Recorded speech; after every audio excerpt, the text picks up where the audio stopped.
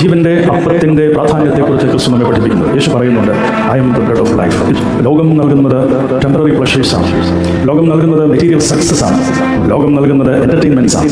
ഇതൊക്കെ നമ്മുടെ ജീവിതത്തിന്റെ അല്പമൊക്കെ ആകാം എന്നുള്ളത് യാഥാർത്ഥ്യം. എന്നാൽ ക്രിസ്തു നൽകുന്നത് ടോട്ടലി ഡിഫറെന്റ് ആണ്. ഒന്നാമതായി eternal peace, forgiveness, purpose in life, salvation, hope.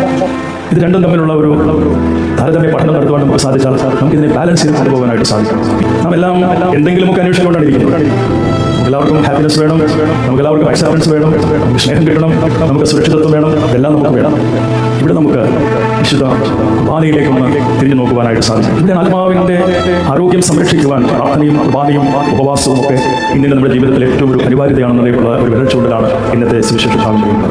നമ്മുടെ ആശ്രയ കേന്ദ്രം, നമ്മുടെ അഭയ കേന്ദ്രം, നമ്മുടെ സ്പിരിച്വൽ നറിഷ്മെന്റിന് വേണ്ടിയുള്ളതായ സെന്റർ എന്ന് പറയുന്നത് വിശുദ്ധ തോമസാണ്.